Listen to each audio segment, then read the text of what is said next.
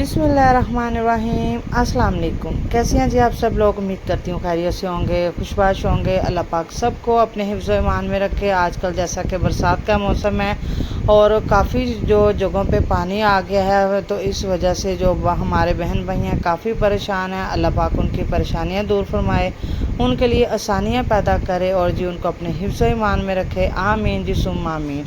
तो आज मैं बनाऊंगी जी स्वीट डिश और बहुत ही मज़े की है। इसको जी रबड़ी खीर भी आप कह सकती हैं, जो मैंने बग़ैर चीनी को कैरमलाइज़ किए बनाया है, बग़ैर कोई भी कलर फूड कलर जो मैंने यूज़ किए बनाया है। और आप वीडियो को फुल वॉच कीजिएगा और वीडियो को फुल वॉच करके जी मुझे आप लोगों ने बताना है कि आप लोगों को मेरी ये रेसिपी कैसी लगी। तो चलिए चलते हैं अपनी रेसिपी की तरफ। परफेक्ट मेजरमेंट आपको बताऊंगी। मैंने जी लिया है 1 पाव के करीब चावल मैंने छोटे वाला यूज़ किया है। आप लोग कोई भी चावल यूज़ कर सकते हैं, छोटा बड़ा। तो इसको मैंने पहले इसको अच्छे से धो लिया। उसके बाद जो मैंने इसको 4-5 घंटे के लिए पहले ही भिगो के रख दिया था, क्योंकि मेरे पास मुझे पता था मैंने खीर बनानी है, इस वजह से। अगर आप लोगों के पास टाइम हो तो आप 4-5 घंटे रख दें। अगर नहीं टाइम है तो फिर कम से कम इसको जो है ना आधा घंटा या 1 घंटा तो ज़रूर भिगो के रखें, ठीक है। तो मैंने जो इसको आजकल जैसे कि गर्मी का मौसम है, तो मैंने ये चावल को भिगो के फ्रिज में रख दिया था, ताकि बाहर जो है ना पानी स्मेल नहीं छोड़े। तो जी इसको मैंने पानी इसमें डाल के, खुला पानी मैंने डाल के इसको अच्छे से बॉयल कर लिया। बॉयल करके मैंने इसको तोड़ लिया इसी तरह चम्मच के साथ।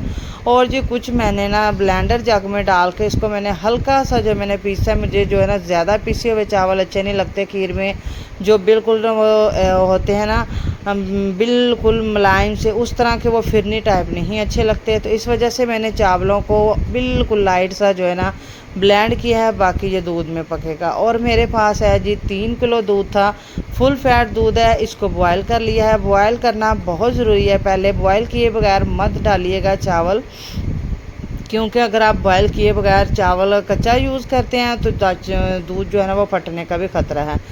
तो इसमें मैंने कोई फूड कलर यूज़ नहीं किया, कोई चीनी को कैरमलाइज़ नहीं किया। लेकिन आप कलर चेक कीजिएगा इसका, तो कैसे जो मैंने इसको बनाया है और इसको बिल्कुल रबड़ी तरीके से मैंने बनाया है। ये 4-5 अदद जो मेरे पास सब्ज़ इलायची थी, इनको मैंने यूं ही डाल दिया।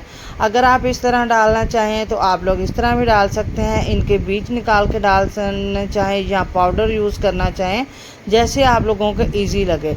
तो मुझे यही ईजी लगा, मैंने ऐसे ही इसको डाल दिया, क्योंकि हम शुरू से जब भी खीर बनाएं, हलवा बनाएं, मैं ऐसे ही इसको डालती हूँ। तो इस वजह से मैंने ऐसे ही डाला। अच्छा जी, इसको पकते पकते आप ये देख लें कि काफ़ी हद तक ये कम हो गया है। ये ना चौथा हिस्सा इसका जो है ना वो कम हो चुका है, खुश्क वो हो चुका है। और आप ये देखें जी पकते पकते जी हाफ रह गया है। और इसी तरह जो है ना इसको पकाना है। और थोड़ी थोड़ी देर के बाद जो है ना चम्मच चलाना ज़रूरी है, चम्मच हमने बिल्कुल भी नहीं छोड़ना।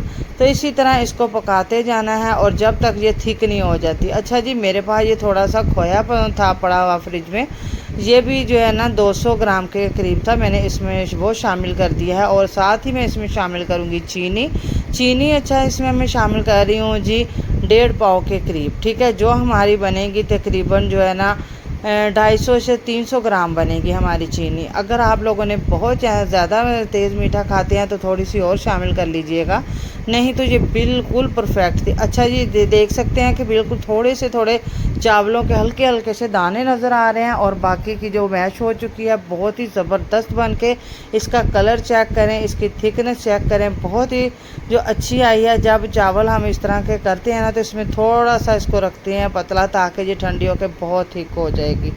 तो ये देख सकते हैं बहुत ही मज़े की ज़बरदस्त लग रही है। इसी स्टेज पे अगर आप लोगों को मेरी ये खीर की रेसिपी पसंद आई हो तो वीडियो को लाइक कीजिएगा, चैनल को सब्सक्राइब कीजिएगा और बेल आइकन को प्रेस करना तो बिल्कुल भी नहीं भूलिएगा, ताकि मेरी हर आने वाली न्यू वीडियो आप लोगों तक बआसानी पहुंच सके।